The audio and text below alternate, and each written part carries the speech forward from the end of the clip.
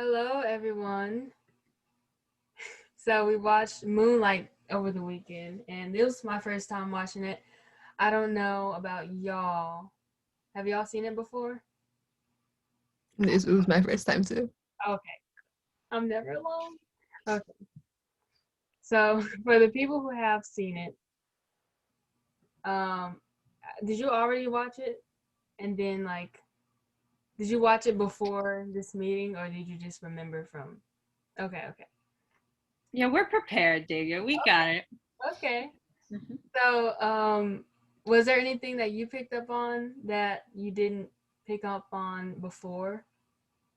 Because those are Well, something that I thought was really interesting is in connection to my high school film class, between the last time I watched Moonlight and like watching it most recently, my teacher actually showed us a short film. I forgot what it's called, but it's a Barry Jenkins short film. And it was really cool because I saw like it was from like earlier years. I think he was in film school when he made it. But it was really interesting because you saw like very key elements of his film style were already present in like this kind lower budget short film with like a very different topic. He uses a lot of like uncomfortable kind of camera position and movement. I feel like not to start with like the deep technical stuff, but just like a Barry Jenkins really likes to use like the visual aspects of the film to create that uncomfortable setting. Like one of the things that sticks out the most to me, and I've actually even this has inspired some of like what I've tried to do in my own films that I make, is that one shot when Little's mom is like speaking, but the audio, like we can't really hear, like it's not matched up. And that always is just such a powerful, like little moment for me. It's what I always remember out of the film. And it just kind of makes you feel uncomfortable and really strange and awkward. And that's definitely something that Jenkins likes to do. He likes to like catch your attention and get you to, you know, feel uncomfortable so you really understand like the situation and character is in.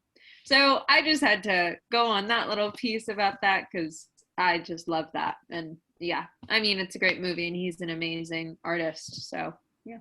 no, I agree because when it first came on, it was Juan, and you could see like the camera was like going around and around, and I was like, my anxiety like is so much, but it was smooth, like but it was going around, and then the next scene where Little was running, the camera was really really shaky, Mm-hmm. and that was very creative to me. Yeah. Yeah, another shot like that was like kind of like the one where he was Little was swimming, and like you could see it kind of like slightly go under the water and then come back up. I feel like I had to like hold my breath or something. Mm-hmm.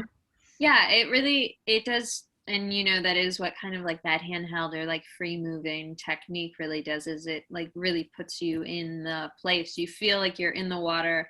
You feel like, you're running with Little, like, so there is a lot of that connection that once again is used like solely through the way the camera moves, and like there's not some weird, you're not some like third person character within the film worlds, like that's not how it's written, but the way the camera is used makes it feel like that. So it's really cool and really effective.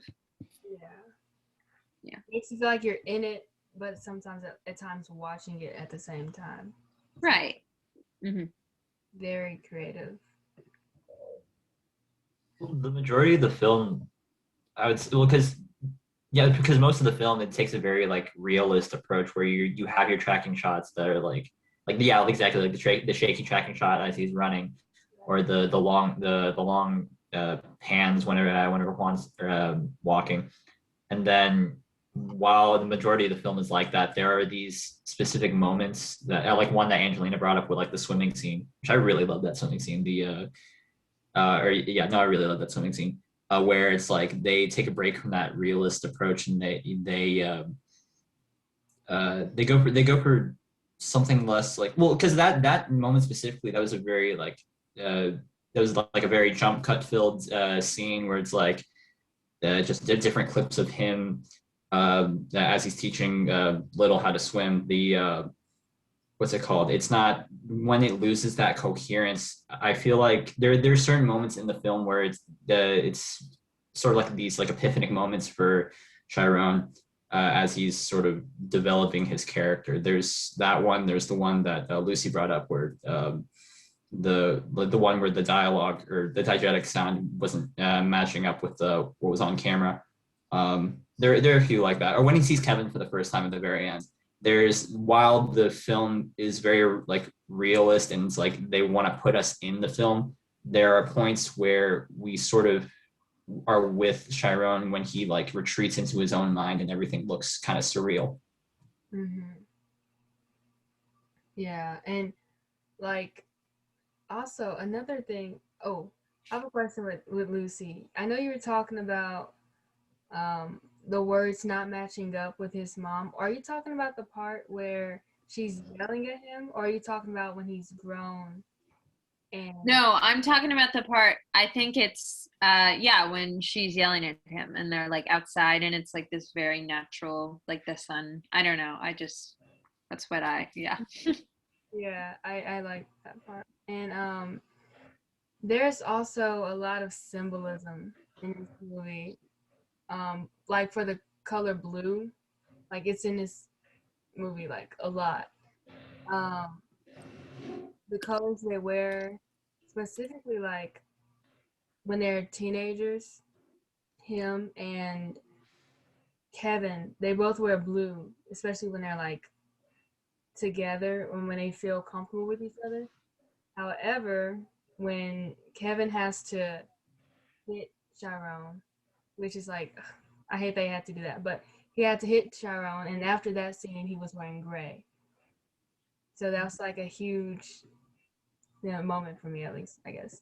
Yeah, blue is definitely used as this very like youthful kind of image and also of this very positive experience because we see it a lot in the Little chapter and also the significance of just like the ocean and water in the, like this whole like his the moment swimming with Juan is almost like this baptism in a sense of like him becoming his own person essentially, like in Little growing up and moving to the next chapter. So there's like such a pure sense of water, and then also he and Kevin like hook up at the beach in front of the water, and that's a moment when he is truly himself, is like at this place like in front of the blue water, and also with the clothing like you said, Davia, with showing like that difference. But it definitely has this very like youthful presence that connects him to who he really is. And yes, it's very good. And I think, and it's in the movie, the quote, or I can't, no, Moonlight, black boys look blue. Yes. Yeah. Yes. Like one of the most important quotes. I couldn't remember because I get it mixed up because I think Moonlight is based off of a play that Barry Jenkins wrote, and it's called like Moonlight Turns Black Boys Blue. So the play was written by a guy named Terrell Alvin McCraney. Okay, I'll fess up about this. I did a textual analysis on this movie, on a specific scene in this movie. But yeah, no, so the two, it's sort of autobiographical in the sense that like both Barry Jenkins and Terrell Alvin McCraney, they both grew up in Liberty City, like Miami, where the film takes place. They both had mothers who were like crack addicted mothers, and there was a quote when he was talking to the New York Film Festival. He's like, there isn't a moment that happens with the mother that hasn't happened to me or Terrell, is what he said. Sorry, yeah, just want to say that.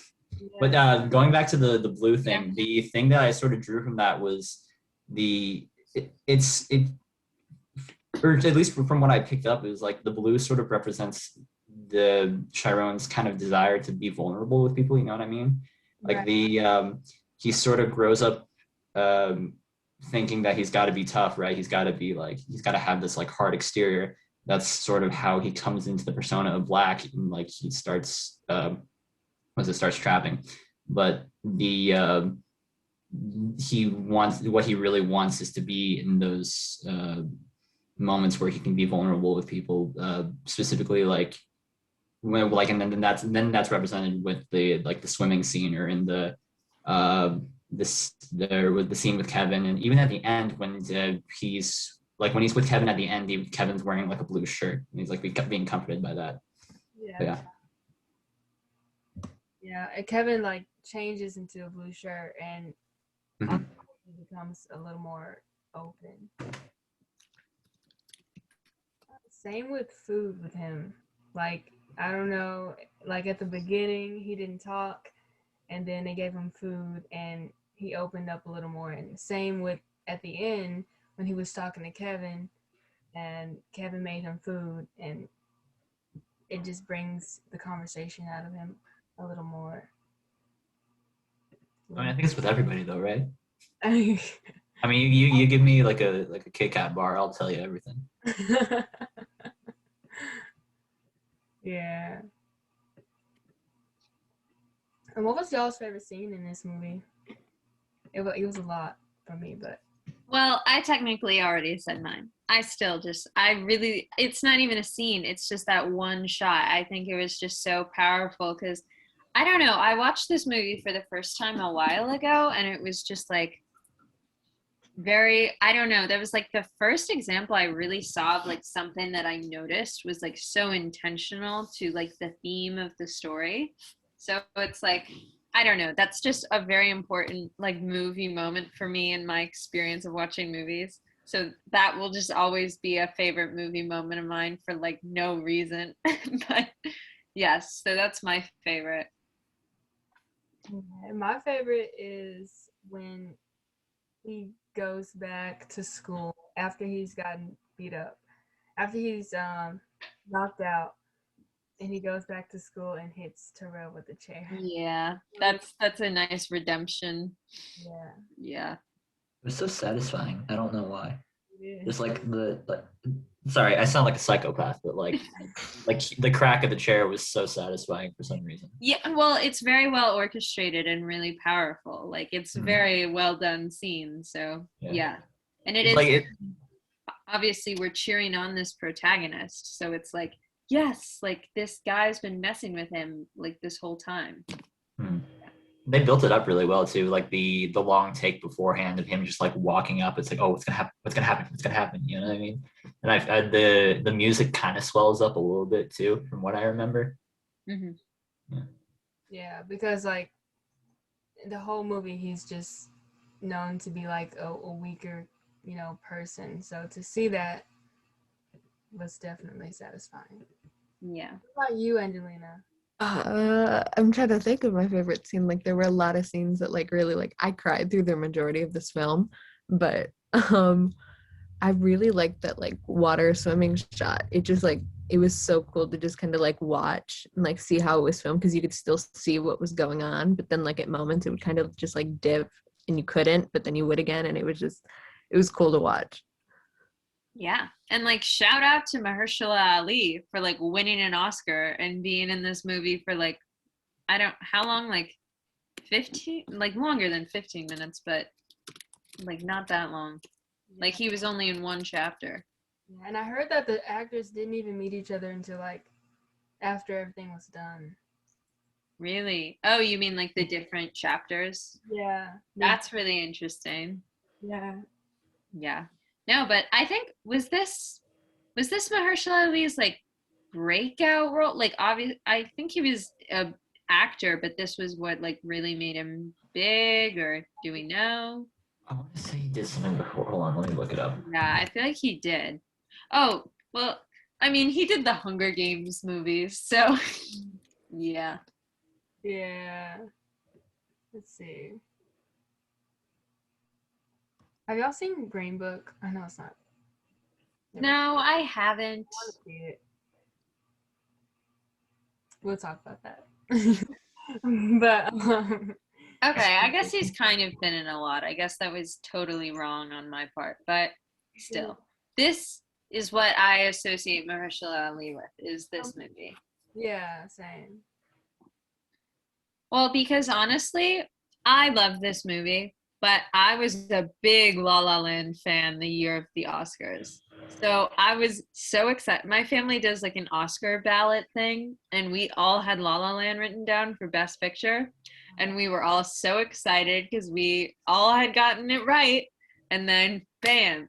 So I kind of had like, I was like upset with Moonlight for a moment. And then I watched it because I hadn't seen it actually.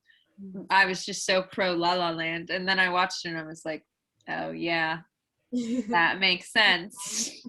Yeah. And it's also a way more important movie. I mean, no offense to Ryan Gosling and Emma Stone, but they're not really breaking down barriers by winning Oscars. I mean, this really, and I know that's like an important part of, we're wrapping up Black History Month with this movie is because it's been just a huge step forward in the film industry as far as trying to be more diverse and covering stories, not only in terms of racial topics, but also topics about like sexuality. And so, yeah, it's really important film, and I'm glad it won the Oscar in the end, but I really liked La La Land. So. I saw La La Land like a few months before, and I was like, oh, this is like a great movie. And I'm not even like into like musical movies like that. Yeah. So this is a great movie. I hadn't seen Moonlight, obviously, the first time. But yeah, same way. Let's see. CJ, did you say your favorite part? I know you. Yeah, it's probably the was the middle of the world scene, the one Angelina was talking about. Yeah, I felt free with him. If that makes sense. Like in the water. Yeah. What was it? Sorry, my mind just like drew a blank just then. No, you're good. No, yeah, I'm sorry. I completely forgot what I was gonna say. No, it was cool. Just the idea of like the water sort of visually is representing the Chiron being like sort of supported. You know what I mean? I guess like he doesn't have to feel the weight of like being all macho all the time. Like he can sort of like be comfortable, be vulnerable when he needs to. Yeah, and I think the one thing like what I like about this film is it's really a journey. Like there is no like real destination. Like throughout this film, you have moments where he's really like vulnerable and he feels comfortable, and then these moments where he's like the total opposite. But I feel like that's how life is. There is like any destination. Like I'm so open now. Like like you have moments, and that's what this movie is. It's a lot of moments where he's vulnerable and then the opposite, which is what I come to appreciate. I don't know about y'all, but sometimes at the end of movies, I just kind of like assume it's gonna be like this huge ending. But recently, I've came to appreciate the endings that aren't like huge, but just the journey that it takes me through. So. Oh yeah, I mean, and this movie is all about just one journey in a person's life, and I think it is like honestly, if someone's trying to get into film and not just like watching movies, like this is the perfect movie I think to start with, because it really does teach you about like the journey of the film and not just how we get from point A to point B, like the beginning and the end. It's like all about the journey across the film essentially. But yeah, I mean, it is really an interesting progression and just very interestingly made, because I just really like the structure of like the chapters, and then it's like I always kind of think that's fun in the movies. It's like a little game, like, oh, where are we? What's happening now? Where's this guy? Who is this person? Like, yeah, it's a sad and emotional movie, but it's also very entertaining and very powerful. Just in every moment, really. Yeah, and of course it's like he doesn't say a lot, but the acting is amazing. The physical acting is amazing. So, he doesn't have to say a lot. There doesn't have to be a lot of dialogue for you to know like what's Yeah. going on. And I think that's always a very interesting part, because I think it really shows because all the side characters, I guess, speak so much more than him, but we learn so much more about the protagonist and the character because of his reactions, and we're in his head. And I think that's another just amazing thing that Jenkins has done, is that he's able to keep this connection without us getting these long monologues about, oh, I'm really nervous today because I'm going to see Kevin. There's nothing like that. It's just his interactions with people and the way people interact with him that really builds the character. So, yeah. It's even when it was the last act, he was black. And when Kevin called, his whole demeanor changed. Everything changed. He doesn't have to say it. You see it. He becomes this other person. Yeah. Still him. But yeah. And then with the fact that you brought up earlier, the fact that they didn't reference each other for that performance is kind of astounding. You know what I mean? Yeah. Mm-hmm. The ad, the performance, but by the way, a phenomenal casting with this film. But then the performance as well as the sort of visual poetry of the whole thing makes this film a key example of the whole show don't tell thing. Yeah, for sure. Yeah, especially with a character that that doesn't talk much. Yeah, it's the less he says, the more we learn about him. Yeah, I mean, because I didn't feel like I left this film constant, I would or I didn't while I was watching this film, I didn't feel like I was constantly guessing what was going on. I knew I was pretty in the loop, but then at the same time I didn't get the whole what Lucy was saying, hi, I'm Chiron. Today. Yeah. That would have been a total different story. That's how you get to the cheesy stories of with all the happy endings, the classic hero's journey. The thing with this film is it's very real, and in real life you're not really going to get the happy ending. You're gonna learn to be better and learn how to come more to terms with your own truth. Right. And it's crazy because they teach you to write stories like this, right? Rising action, falling action. But life is not like that. Life, you go up, down, and yeah, that's what Moonlight really shows. That life has multiple chapters within it, and you're kind of a different person throughout the stage of your life, and you're not just on one big giant arc, and you can kind of change the course of how things go.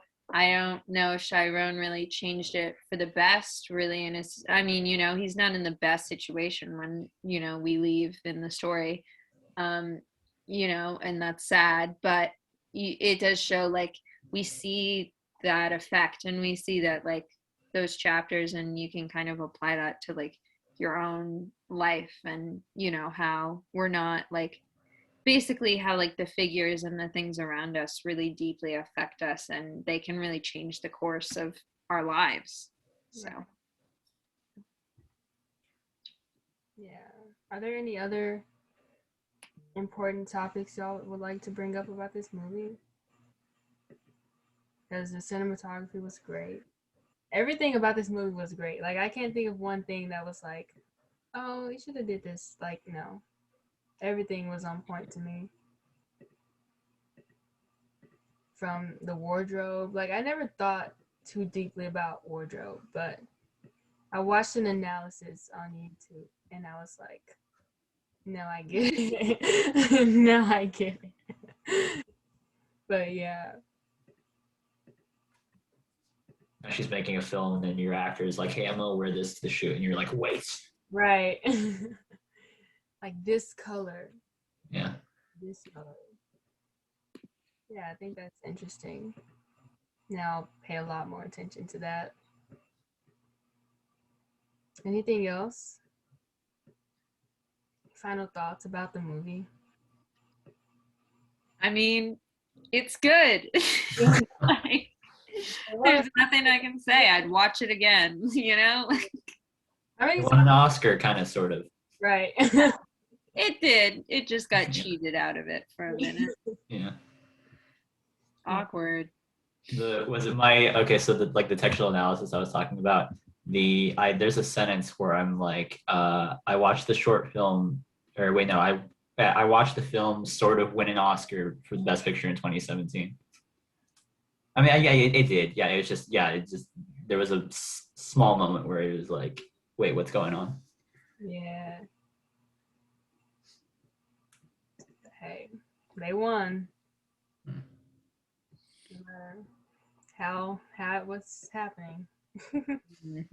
But I guess we'll end it right there, guys.